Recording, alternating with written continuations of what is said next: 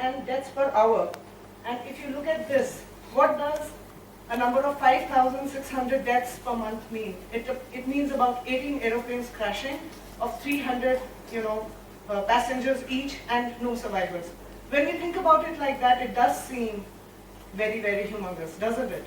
So that is why, and the more important factor of cervical cancer is that it can be detected very early and it's completely curable, completely preventable. And that is the reason we are here to discuss the importance. While it is completely preventable, unfortunately, because of the vast diversity in our country, the vast population and the vast spread, the women are not very aware that they must come up when asymptomatic. They tend to come up when symptoms start, and then 70% of women end up getting detected when in stage 3 or stage 4 of cancer, when it's already too late. So the reason we are here is to talk about the technology, yes, but more importantly, BD is a very socially conscious company, and we do want to talk about the importance of cervical cancer screening and spread that message. And thank you to all of you for your patience, for the media to be here, and thank you for your patience. We need your outreach, and we need your help to spread this message about cervical cancer screening. I think you have a very important role to play here, and we really appreciate your waiting here patiently and giving us your time. So thank you very much. And with that, so going forward, what is the best way to prevent cervical cancer? It is screening. It is timely screening, and of course we also have tests on human papilloma virus, which can be used along with liquid-based cytology to detect cervical cancer. But primary screening is by cytology, whether it's by pap smear conventional or liquid-based cytology, which has been proven to be a much better method. And HPV vaccination is also there, of course. But HPV vaccination only protects against a few cervical cancer, a few HPV types which cause cervical cancer, not all of them. So that's why screening is very important. And if you really look at the scenario in our country right now, if you look at the big orange pie, that is the number of unscreened women, while the little blue wedge over there represents the little minority of women who end up coming for screening.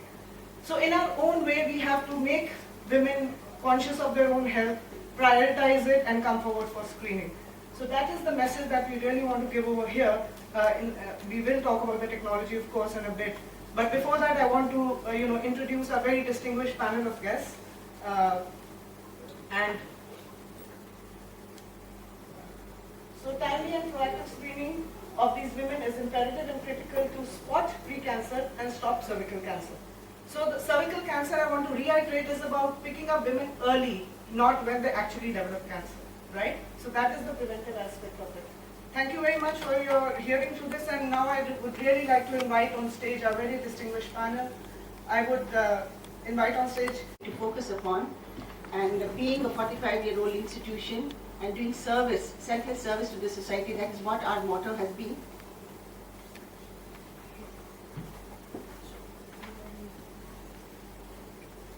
That is what our motto has been. So we are conducting a lot of master health checks in our hospital, and our gynecology department also insists on doing the smears for the ladies. And I think today we should start believing in this new technology what BD has been introducing, and we are following it in our hospital from I think nearly 4 or 5 years. How many years is that? Yeah, not 4 or 5 years. And I think the outcomes have been great, and I congratulate the company for this, and I hope we continue. I hope all the hospitals introduce this system. Thank you. Can I please invite Dr. TAMILNADU to say a few words to our guests for, on cervical importance of cervical cancer.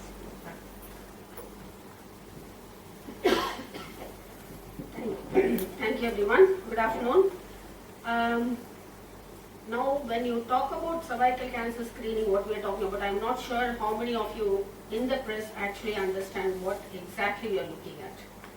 Now, when we are talking about cervical cancer screening, it's different from diagnosing what exactly is the cervical cancer.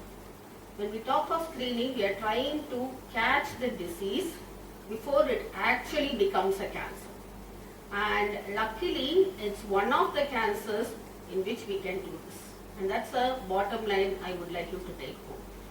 Because what happens is when a woman develops cervical cancer, before she develops cervical cancer, there is a huge pre-cancer stage which can vary from 3 to 10 years.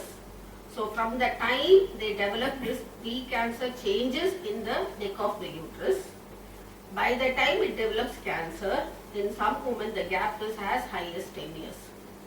So if we catch this pre-cancer changes, that is what the screening is all about.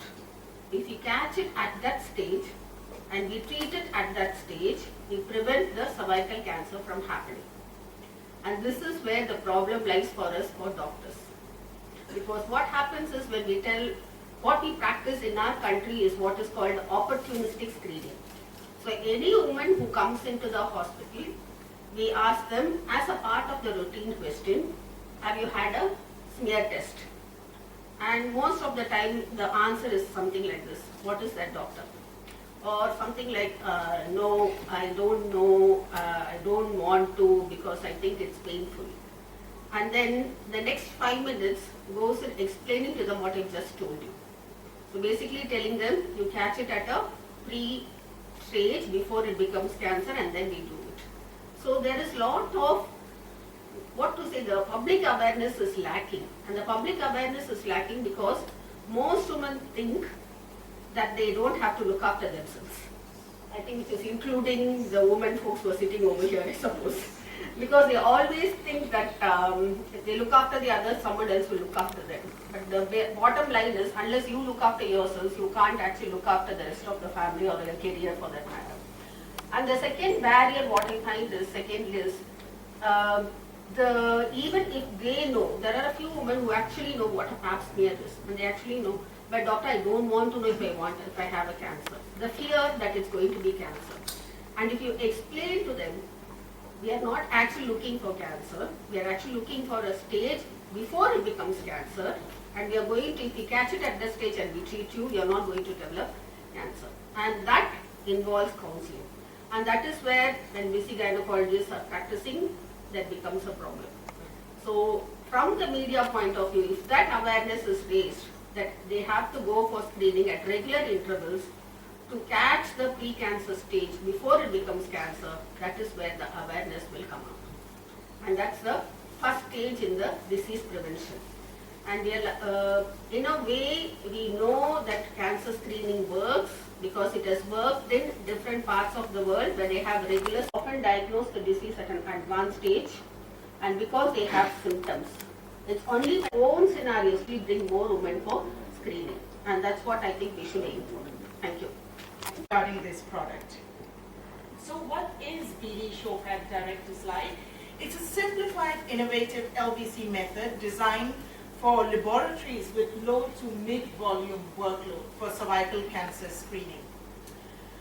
What it contains is a holder, so it is very little minimal instrumentation. A holder which secures the BD proprietary pre-coated slide. The pre-coated slide has a special reagent that enables the cells to stick.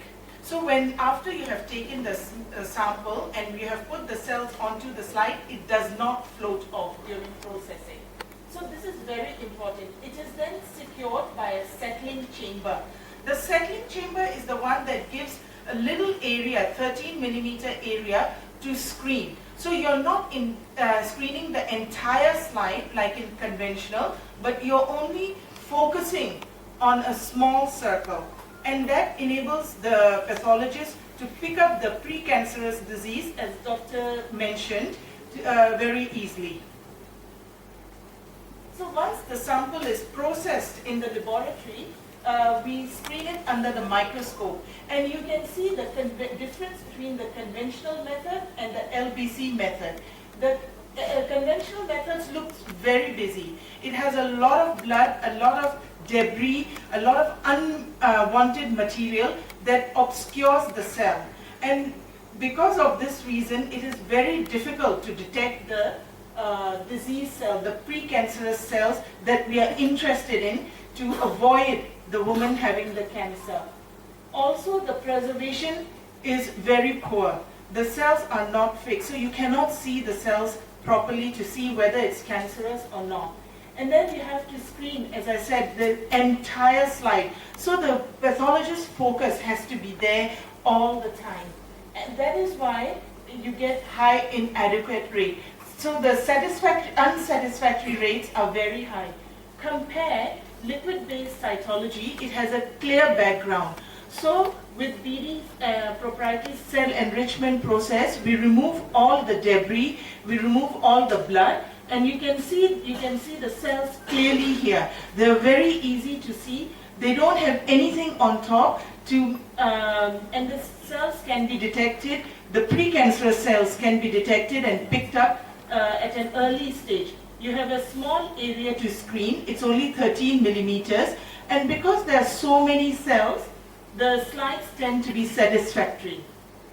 And it also has a high detection rate. Publication has shown that it's 64.4% detection rate for. And also the cell enrichment process, as I said, make the slides look cleaner. The background is clean so you can pick up the precancerous cells. This product is also CE marked and it's registered in India. And then it's at an affordable price with minimal instrumentation required, so it's beneficial to the laboratory. So make sure that the laboratories make the right choice, because remember, there's a patient at the end. Thank you very much. Placing of that to a hospital depending on their infrastructure, it could have multiple classifications. For example, a hospital of this nature could be not for profit.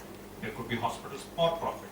So those determinants will be different, but one of the pieces we can tell you is this is a product which was created for India, given the large burden of disease we have in this country, and we aim to keep it affordable. For finer details, I will leave it to Ms. Reddy to answer this question, given that she runs this hospital.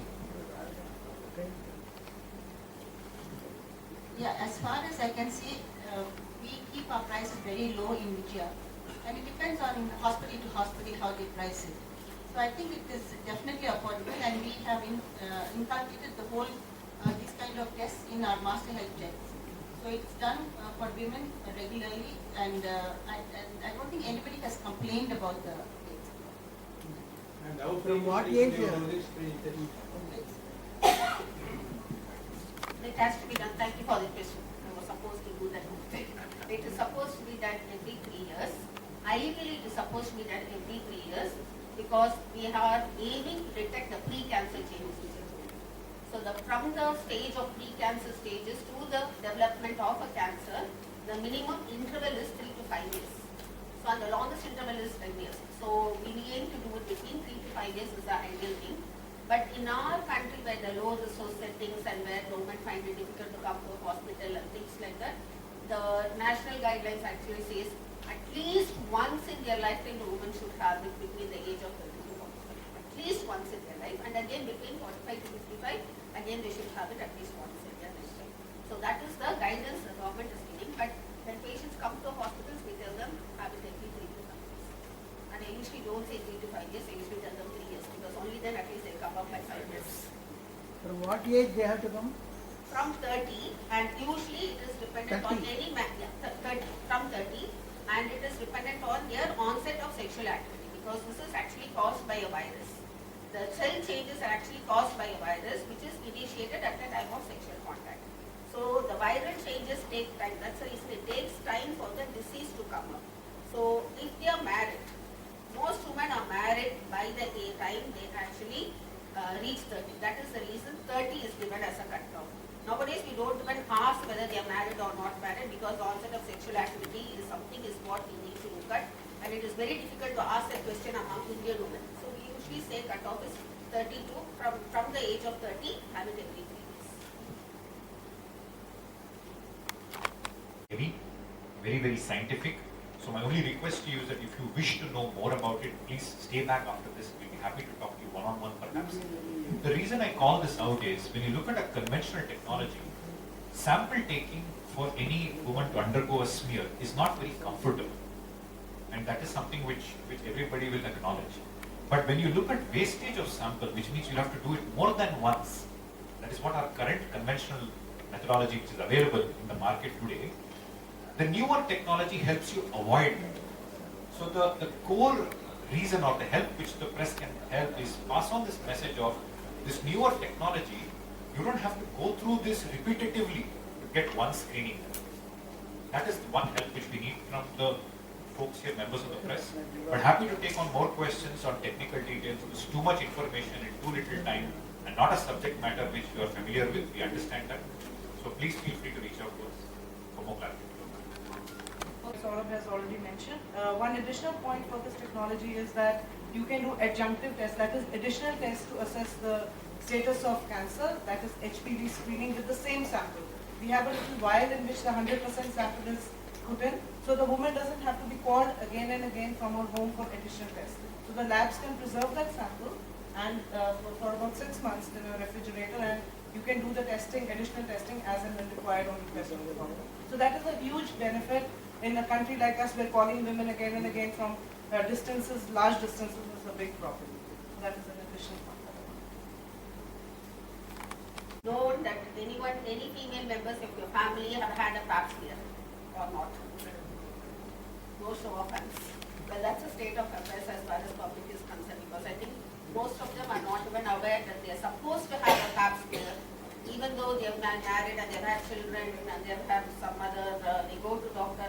The other barrier for us is when they come to us for a different problem and then we talk to them about all of this, and then they come to this pap smear question, because it's a part of the question for every gynecologist. When we come to that, they will say, shall we do this test as well? But doctor, I don't come to you for any of that problem. And that is again a barrier for us when they actually say it, and then even if you try to explain to them this is something as a part of your health checkup you need to do. When I have the master checkup, I do it, doctor. But then they never go for the master checkup. That's a problem. Actually did a study to figure out the onset of sexual activity among Indian girls.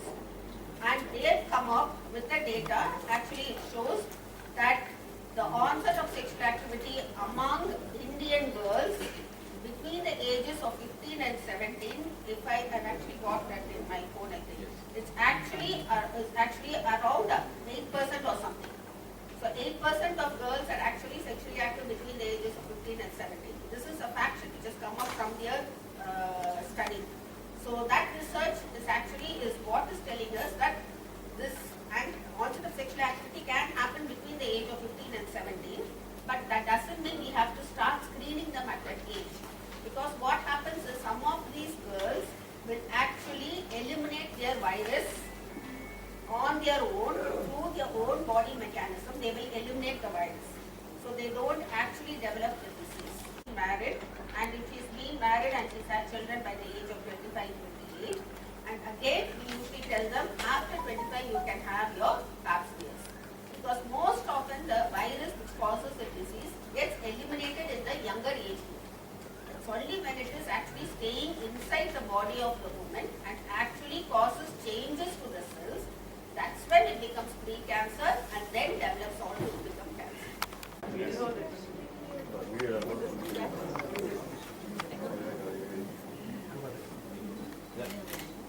No, ma'am, segment hold பண்ணுவாங்க அப்போ for ஒரு நிமிஷம். You can write something. It's a tagline. I support pre-cancer.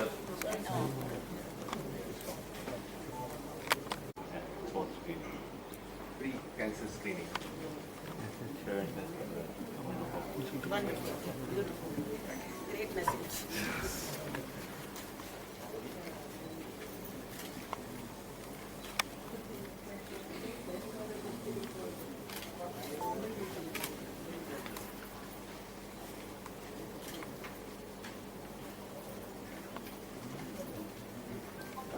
Aisha, can I invite you to?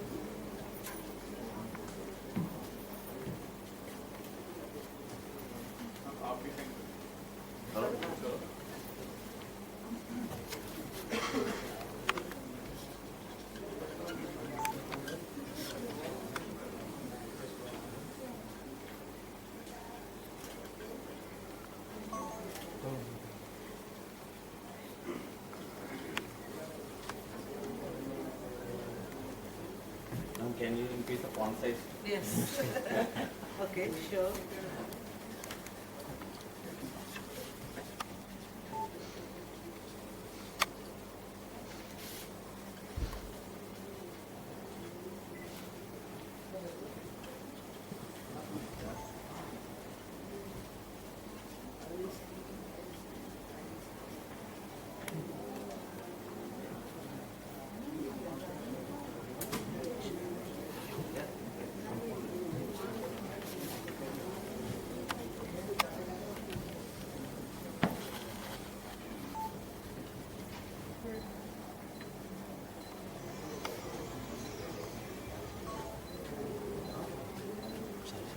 No.